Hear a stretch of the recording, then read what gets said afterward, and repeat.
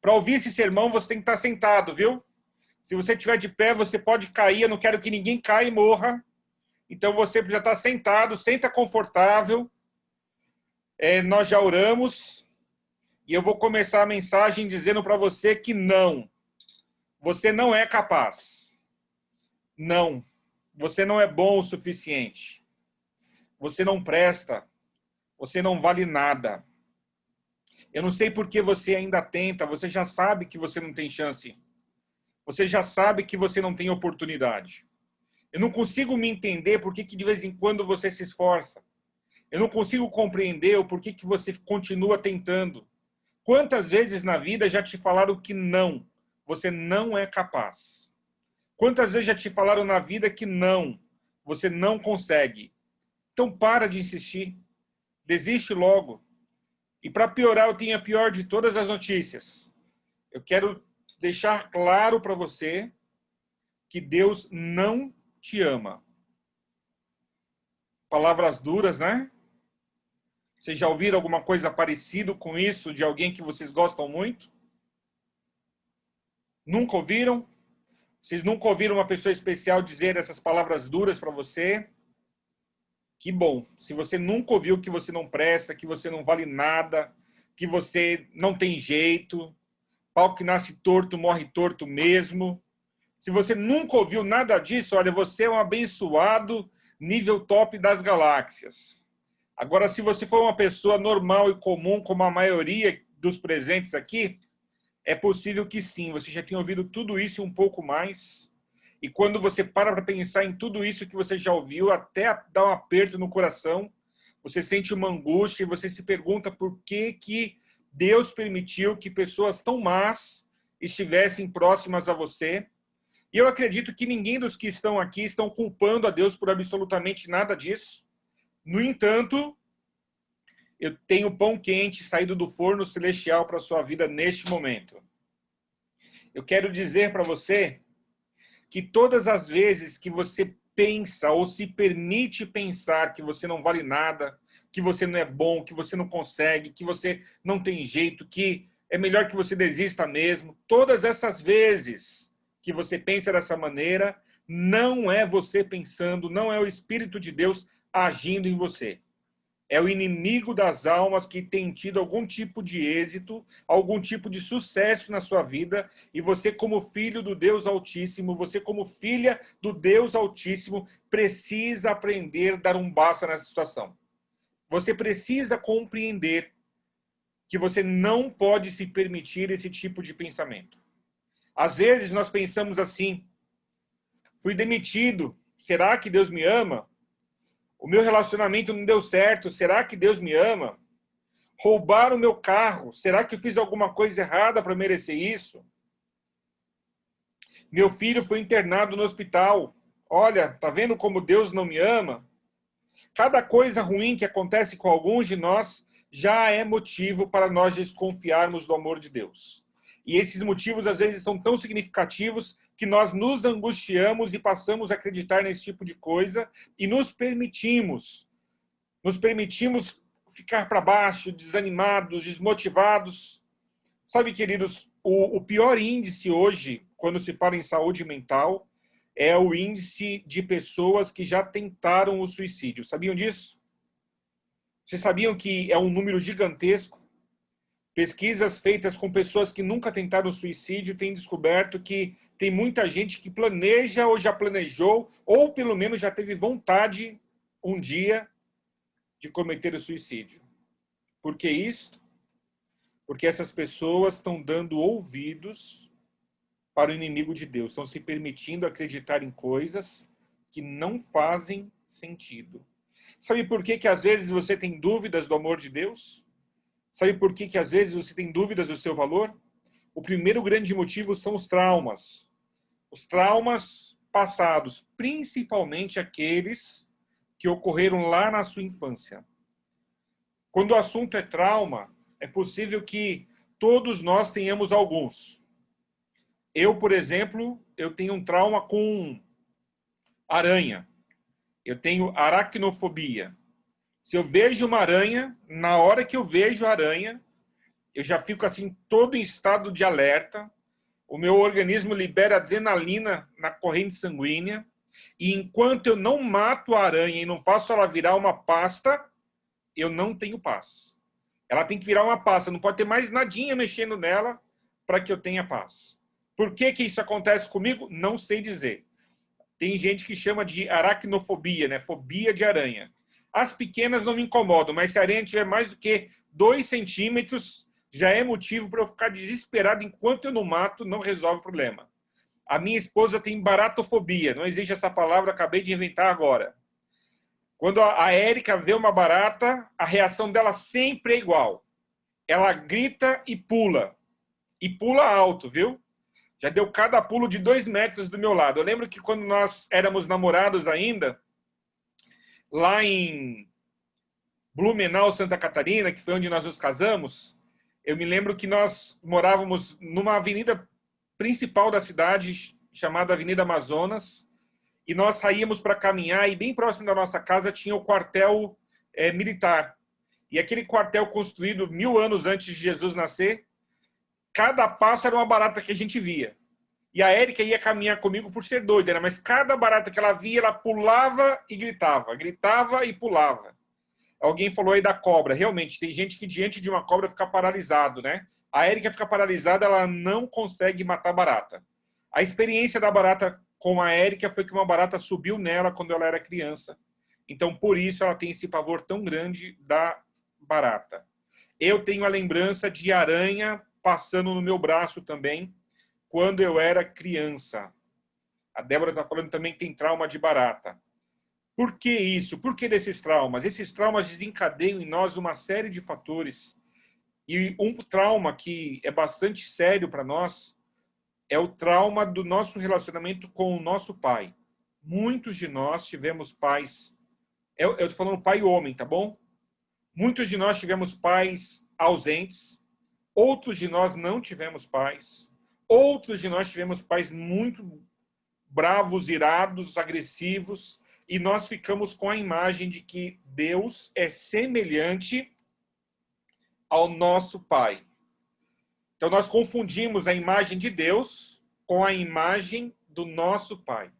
A irmã Elma, que mora lá em Santa Catarina, tem desespero quando ela vê a lagarta andando na árvore.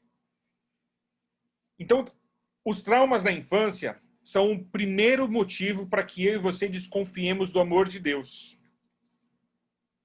Isaías 61, verso 7 diz assim: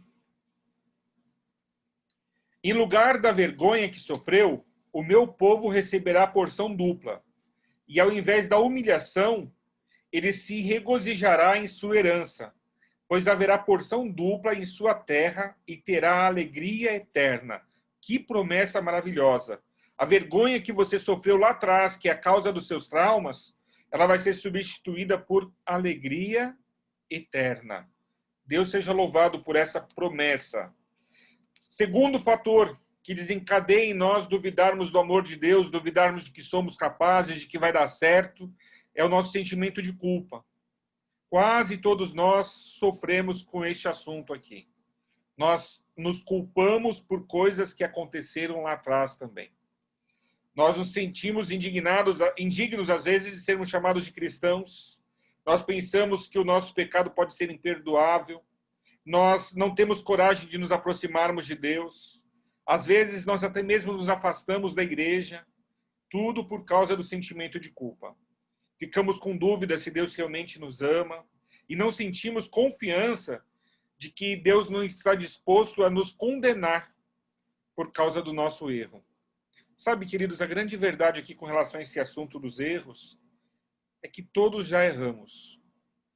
E a pior parte é que todos ainda vamos continuar errando. Na vida nós desejamos os acertos, mas é impossível não ter os erros no percurso.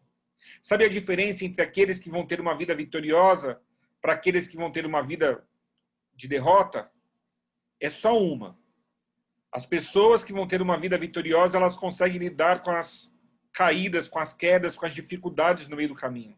Elas não vão desistir no primeiro obstáculo, elas não vão entregar os pontos na primeira dificuldade, porque elas sabem que a vida não é um mar de rosas. E às vezes nós gostaríamos que a vida fosse um mar de rosas, porque nós nos cansamos de remar neste mundo velho, neste mundo escuro, neste mundo mau, e a gente rema, rema, rema, rema, e às vezes temos a impressão de que não saímos do lugar. Mas sabe, continue remando. Continue remando e acredite. O maior interessado em perdoar pecados é Deus. O maior interessado em conceder o perdão é Deus. O maior interessado em nos garantir que nos ama é Ele. O terceiro motivo que nos faz acreditar que Deus não nos ama, de que nós não somos capazes, nós somos mesmo incompetentes, nós não prestamos, é o medo que nós temos. E esse medo é um medo que não é adventista, viu? É o medo católico. É o medo que nós temos de não sermos perdoados por Deus. Alguns de nós achamos que Deus não pode nos perdoar e, ao invés de desejar nos perdoar, o que Ele quer mesmo é nos punir. Já aconteceu com você de fazer uma coisa que você sabia que não era o certo, e aí o tempo passou e aconteceu algo ruim com você, você falou, é por causa daquilo.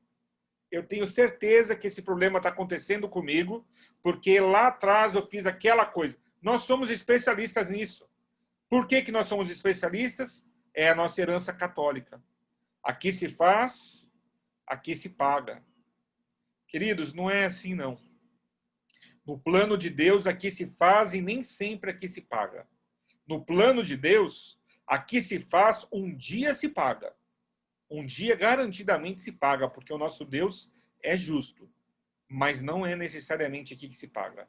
Você deve conhecer pessoas más, pessoas ruins, que vivem aparentemente uma vida de paz, de tranquilidade, de bonança, e você se pergunta por que Deus abençoa tanto esse indivíduo que é tão ruim, que é tão mau, e a mim parece que ele fica fazendo economia na hora de derramar bênçãos na minha vida. Sabe, você precisa entender que Deus não está disposto a te punir. Muito ao invés de te punir, tudo aquilo que Deus quer fazer com você é te amar.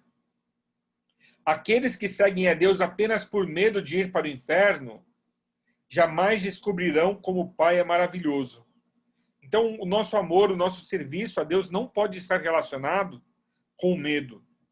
Muito menos o medo do inferno. Eu não sei se vocês... Muita gente vai discordar do que eu vou falar agora. Mas o inferno não foi criado para dar medo em ninguém. O inferno foi criado como consequência do mal. E o inferno, do jeito literal, não existe. Vocês sabem, a palavra inferno não está na Bíblia. Tem 3 palavras bíblicas que às vezes são traduzidas para o português como inferno. Guena, Sheol e Hades. E literalmente nenhuma dessas significa inferno. As 3 significam sepultura. Então depois que a gente vive a vida aqui, a gente vai para onde? Para a sepultura. Agora o inferno, que é o lago de fogo e enxofre, não é motivo para ninguém ter medo de Deus. Até porque o inferno, ou esse lago de fogo, o objetivo dele é destruir o pecado. Uma outra causa que nos faz nos sentir não amados por Deus, não capazes, não competentes o suficiente, é a nossa religiosidade. Você fala, mas pastor, eu sou da religião adventista, a religiosidade é uma coisa tão boa. Não. A religiosidade é uma desgraça. A religiosidade, ela move muitas pessoas, inclusive na nossa igreja. São pessoas que estão vivendo dia após dia, sem nenhum relacionamento íntimo com Deus, sem nenhuma experiência real com Ele, mas que se impõem uma religiosidade, se impõem uma cobrança e vive uma vida triste, uma vida de cruz, uma vida de sofrimento, uma vida de pesar, e essas pessoas vão arrastando um cristianismo que nunca foi o cristianismo que Deus pediu para nós. Às vezes, nós colocamos tanto peso na nossa cruz e fazemos uma cruz tão grande e até mesmo carregamos com orgulho e nos sentimos melhores que os outros. Então, a cruz de alguns só é mais pesada porque esses alguns assim o querem. Olha que interessante. Deixa eu fazer uma pergunta. Quando você pratica a sua religião, isso te faz bem e você se sente feliz? Ou isso te faz mal e você se sente obrigado, se sente...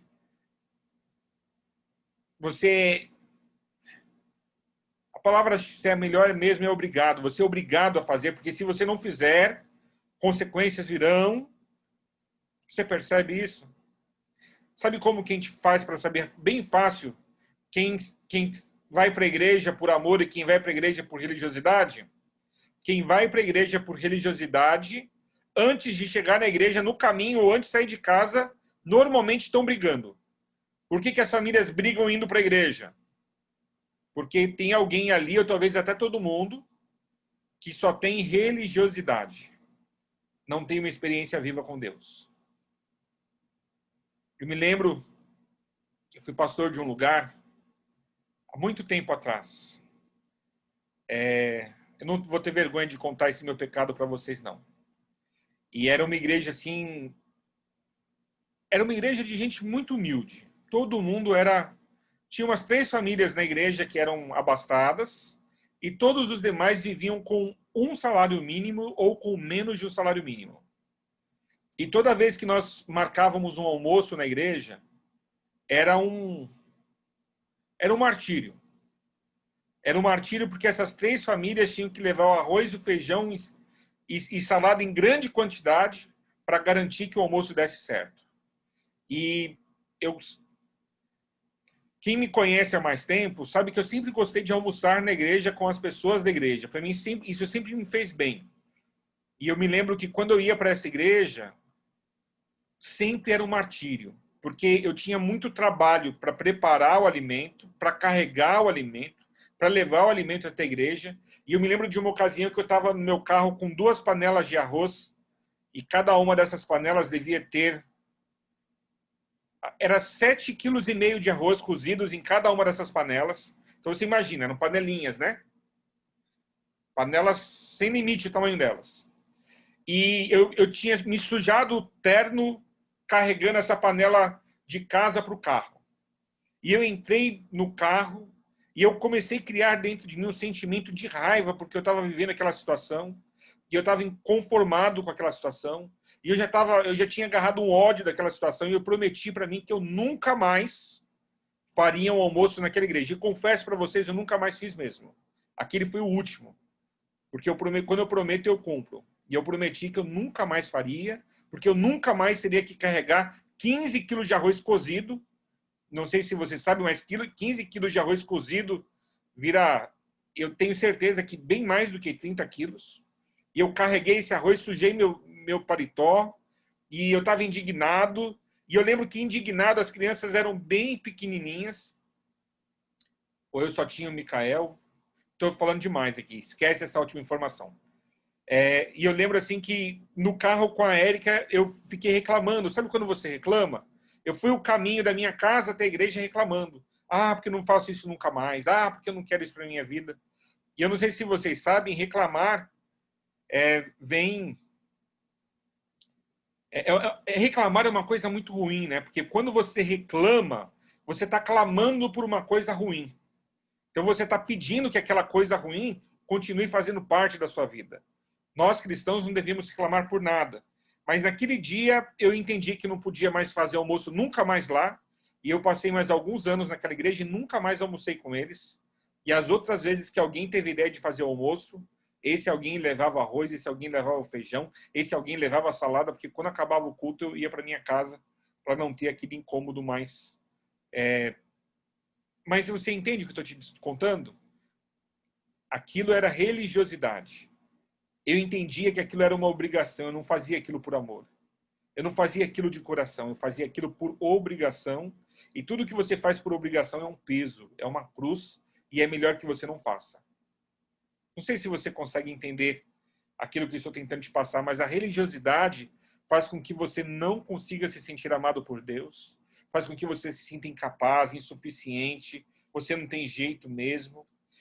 A última dessas crenças que eu quero dizer para vocês é a crença no amor pelo mérito. Muitos de nós fomos criados assim. Muitos de nós acreditamos que só recebe o amor quem merece o amor. Então, se nós somos bonzinhos, nós somos amados. Se nós não somos bonzinhos, nós não somos amados. Se nós somos esforçados e fazemos da forma perfeita, nós somos amados. Se nós não somos esforçados e não fazemos da forma perfeita, Nós não merecemos ser amados. Se na escola você tira nota 10, o pai e a mãe te dão parabéns. Se a nota veio 9, vem uma crítica, você devia ter tirado 10. Vocês entendem o que eu estou falando? Nós trazemos isso para a nossa vida cristã. Então você vai pregar. Por que muita gente não prega? Vocês sabiam que possivelmente os melhores pregadores da nossa igreja são pessoas que nunca pregaram? Sabe por quê? Porque elas acreditam que se elas forem pregar, elas têm que falar alguma coisa que seja excelente. Elas não estão dispostas a fazer menos do que o máximo. E aí elas vão tentar fazer no começo, quando não se tem experiência, não vai sair excelente. Aí o que essas pessoas fazem? Nunca mais elas pregam. Sabia que tem cantores na nossa igreja que não conseguem cantar na igreja? Porque como eles sabem que não vão cantar excelente, então é melhor nem cantar. E isso nós trazemos para a vida cristã, essa crença de que só seremos amados se nós merecemos, se nós fizermos o máximo, o melhor, tem que ser o melhor do que todo mundo. Queridos, isso não é de Deus. Nenhuma dessas coisas que eu acabei de dizer para vocês é de Deus. Sabe o que é de Deus? De Deus é o pão quente que eu vou trazer para você agora. De Deus é o fato de que você é amado por Deus. De Deus é o fato de que você foi criado à imagem e semelhança de Deus. De Deus é o fato de que ele disse que ele amou o mundo de tal maneira que deu o filho dele único para que ele morresse por você. E se você crer nele, você vai receber o galardão e a vida eterna. E não a morte eterna conforme as suas obras fazem você merecer. De Deus é saber, como diz Romanos 5:8, mas Deus demonstra o seu amor por nós. Cristo morreu em nosso favor quando nós ainda éramos o quê? Pecadores. Nós o amamos porque ele nos amou primeiro. Você percebe? Isto é de Deus. De Deus é o amor verdadeiro, o amor genuíno, o amor que ele tem para comigo e para com você. Você merece? Não. Eu mereço? Também não. Mas ele nos ama. Ele não está procurando pessoas que mereçam para que ele possa amar. Ele está procurando pessoas como eu e você, cheios de defeitos, cheios de falhas, limitados, pessoas que às vezes, talvez até essa crença, você não tem jeito, você não consegue, nada do que você faz é bem feito. Deus tem a porta aberta e morreu com os braços abertos para todas essas pessoas. Por favor, querido, não se permita ouvir a voz de Satanás e acreditar que você tem que ser perfeito para Deus chamar. Que você não pode ter falhas para que Deus te aceite, para que Deus te perdoe, para que Deus te abrace.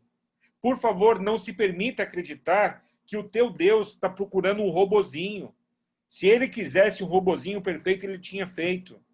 Mas ele nos fez dotados deste livre-arbítrio, com uma capacidade de amarmos o que nós queremos amar, porque ele quer ser amado por nós, se nós assim o desejarmos fazer. Percebe isso? Não é totalmente diferente? Outro texto bíblico, João 15:13. Ninguém tem amor maior do que aquele que dá a sua vida pelos seus amigos. Não é tremendo isso? 1 João 4:10. Olha que texto lindo este, olha. O teu amor, Senhor, chega até os céus, a tua fidelidade até as nuvens. Qual o tamanho do amor de Deus? João disse que chega até aos céus. Qual a altura dos céus? Não sei. Eu não sei qual os céus o João estava falando. Nós temos o primeiro, que é aquele que a gente vê de dia. Nós temos o segundo céu, que é aquele que a gente vê de noite. E nós temos o terceiro céu, que é depois desse segundo, que é o local onde habita o trono de Deus. Eu sou propenso a acreditar que o amor de Deus vai até o terceiro céu. Daqui até lá. Inteirinho, por mim e por você. Não importa o que você fez. Não importa o que você falou. Não importa o que você deixou de fazer. Não importa o que você deixou de falar. A grande verdade de Deus para você nessa noite é que Ele te ama. Ele não está preocupado com o seu ontem. Ele não quer saber por onde você andou, afinal de contas, ele já sabe de tudo. Ele não quer saber o que você fez ou o que você deixou de fazer. Tudo que Deus te pergunta é: filho, filha, você quer ser amado por mim? Você quer ser amada por mim? Você vai me deixar te amar? Você vai me deixar fazer maravilhas e operar prodígios e maravilhas na tua vida? Filha, eu sei que você não merece, eu conheço a sua história. Lembra lá na boca do poço? Com quem Jesus conversou na boca do poço? Ele disse para ela, falou: filha, eu sei que esse é o teu quinto marido, mas não tem problema, eu estou conversando com você desse mesmo jeito. Eu te amo. Jesus ama você do jeito que você é. 1 João 3, verso 1. Vejam como é grande o amor que o Pai nos concedeu, a ponto de sermos chamados filhos de Deus, o que de fato somos. Você percebe? Esta é a verdade. O que o inimigo tem feito? Ele tem tentado ocultar a verdade. Ele quer esconder a verdade de mim e de você. Ele quer nos fazer acreditar que não, você não é capaz, você não pode, você não consegue, você não presta, você não tem jeito. Salmo 136, verso 26 diz assim: deem graças ao Deus dos céus, o seu amor dura para sempre. Além de ser alto como os céus, ele dura para sempre. Sabe a única coisa eterna que você já experimentou na sua vida? O amor de Deus. Ele é eterno. Não importa o que você faça, não importa por onde você ande, o amor de Deus por você é eterno. Salmo 136. Não, agora Lamentações 3, 22. O amor do Senhor Deus não se acaba. A sua bondade não tem fim. Tem alguém tentando projetar alguma coisa aí, alguém chamado Verônica, por gentileza, pare, porque eu nem consigo fazer isso. Obrigado. Você percebe? O amor do Senhor não se acaba, a sua bondade não tem fim. Falando agora do sermão da Carol, Isaías 43, 1. Não tema, pois eu te resgatei. Eu te chamei pelo nome, você é meu. Terminando já.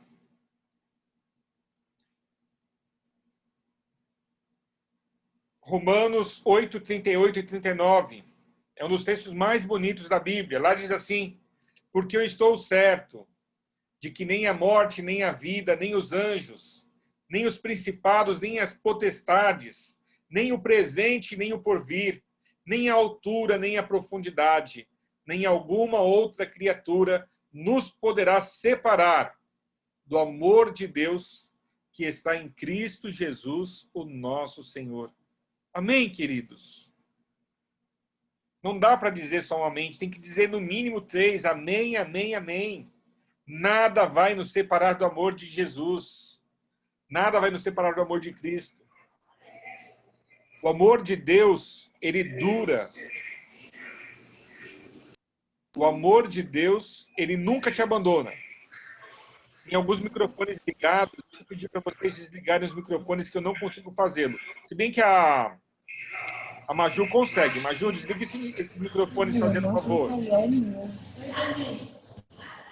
Isaías 49, 15 diz assim: eu não me esquecerei de você. Hebreus 13, 5 diz assim: porque Deus mesmo disse, nunca o deixarei, nunca o abandonarei. Mateus 28, 20, a última promessa de Jesus: e eu estarei sempre com vocês até o fim dos tempos. Você percebe? Eu vou terminar te dando 3 conselhos. Quando o inimigo tiver sucesso na sua vida e começar a fazer você acreditar que você não pode, que você não consegue, que você não tem jeito, que você não tem chance, que você não aproveitou as suas outras oportunidades, que você não merece, Sabe, de alguma forma, esses sabotadores estão presentes em nossas vidas, né? Nós somos os nossos maiores sabotadores. Nós nos auto-sabotamos. Quando o inimigo tiver sucesso e estiver te dizendo essas coisas, e você perceber que você está acreditando nessa história da carochinha, a primeira coisa que você deve fazer é ler a palavra de Deus. Porque lá na Bíblia você vai encontrar a informação de que sim, Deus te ama, apesar de tudo, a despeito de tudo, Deus te ama. A segunda coisa que você tem que fazer é orar, porque quando você orar, você vai sentir o amor de Deus por você. Ah, pastor, mas eu não tenho vontade de orar. Eu não tenho vontade, eu não quero orar. É quando você não tem vontade, é quando você não quer que você tem que orar. Não deixe para orar quando você quiser. Não deixe para orar quando você sentir vontade. Ah, eu acordei tão bem hoje, não vejo a hora de falar com Deus. Você precisa orar mesmo quando você não quer, porque quando você não quer, é quando você mais precisa de oração. E o terceiro conselho que eu vou dar para vocês hoje, na vida cristã, é muito importante que nós tenhamos amigos. E quando nós nos sentirmos mal, assim, desanimados, desmotivados, estivermos duvidando do amor de Deus, escolha um amigo. Diga para o seu amigo isto. Eu tenho certeza que esse seu amigo vai orar por você, ele vai ser um suporte, um esteio por você. Não conta seus pecados para o teu amigo, não, viu? Os nossos pecados, a melhor pessoa para a gente contar é para Jesus. Mas para o amigo a gente pode contar que a gente não está bem, que está precisando de ajuda. E o nosso amigo vai nos sustentar, vai levantar o nosso braço, vai nos animar, vai nos motivar a continuar a nossa caminhada cristã. Só que aí tem um conselho também embutido nesse terceiro, que era o último, né? Escolha bem os seus amigos, pelo amor de Deus. Nada de andar com crente, como que eu chamo? Crente sapecado.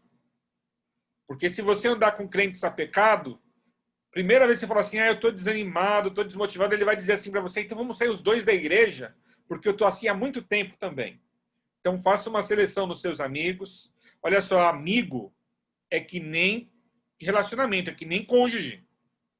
Você tem que escolher os melhores. Tem que ser gente de Jesus. Se você perceber que o teu amigo não é amigo de Jesus, cai fora dessa amizade. Ela só pode te levar para o fogo. Tá bom? Ó, conselho de pastor que ama. É um conselho dado com muito carinho. Te pergunto para terminar a mensagem dessa noite. É possível para você? Você está disposto a nunca mais pensar que Deus não te ama?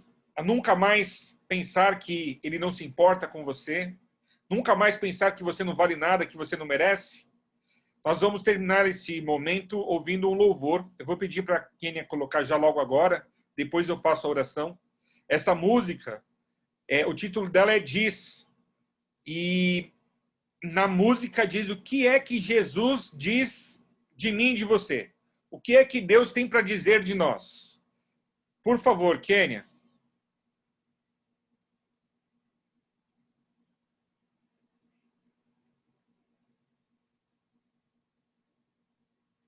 Kênia, você está aí? Eu acho que o sermão foi muito demorado, né, gente? Agora que eu vi as horas...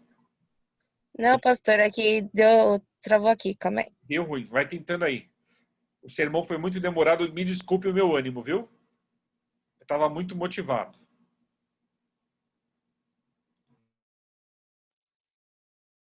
Oi, sou muito feliz Maravilhoso, por pastor. participar dessa vigília com vocês e eu queria que essa música tocasse o coração de vocês.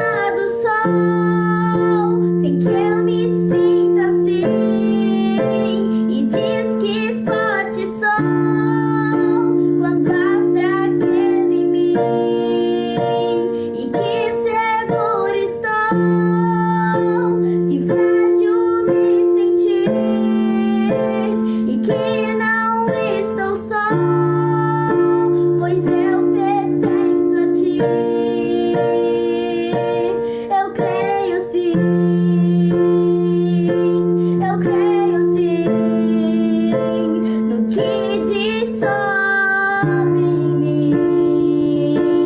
Eu creio sim. Tudo que importa agora é o que tua voz me diz.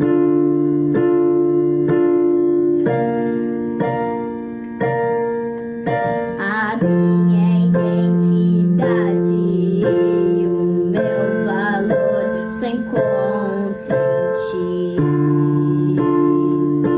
Uou, uou, e diz que amado sou, sem que eu me sinta assim. E diz que forte sou quando há fraqueza em mim. E que seguro estou, se frágil me sentir. E que não estou só, pois eu pertenço a ti.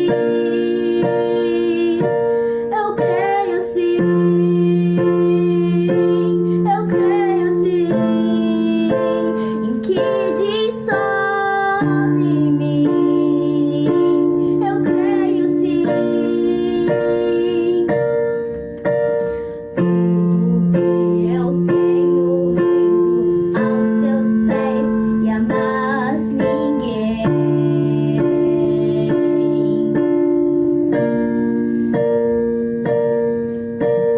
Te dei meus fracassos e as vitórias te darei também. Uou, uou, e diz que amado sou, sem que eu me sinta assim. E diz que forte sou quando há fraqueza em mim. E que seguro estou, se frágil me sentir. E que não estou só, pois eu pertenço a ti. Eu creio sim, eu creio sim, no que diz sobre mim. Eu creio sim, eu creio sim, eu creio sim, no que diz sobre mim. Eu creio sim.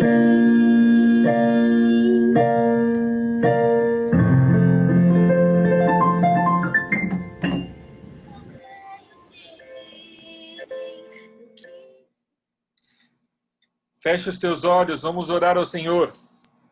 Maravilhoso Deus, eterno Senhor, muito obrigado, porque o Senhor diz que nos ama e nós cremos sim que o Senhor nos ama. Queremos deixar para trás os nossos traumas, queremos deixar para trás nosso sentimento de culpa, queremos deixar para trás a crença de que o Senhor só nos ama se nós formos perfeitos. Senhor, nós queremos deixar para trás tudo aquilo que nós já ouvimos de ruim a respeito de nós mesmos. Queremos nos entregar em teus braços de amor. Queremos receber o teu amor na nossa vida. Queremos receber a tua salvação no nosso viver. E queremos ter a convicção de que o Senhor tem planos muito maiores, muito melhores, de que o Senhor tem sonhos infinitamente superiores do que os nossos sonhos. E é por esse motivo que nesta hora, em nome de Jesus, nós nos entregamos inteiramente nas tuas mãos e nós suplicamos ao Senhor: usa-nos para o teu reino, usa-nos para a tua glória. Nós não queremos ficar escondidos, Senhor, nós não queremos ficar perdidos com os nossos medos, com as nossas incertezas, com as nossas inseguranças, mas nós queremos ir na fé de Jesus Cristo, queremos ir com segurança e com confiança de que o Senhor tem a melhor vida reservada para nós, porque a nossa vida nós entregamos ao Senhor.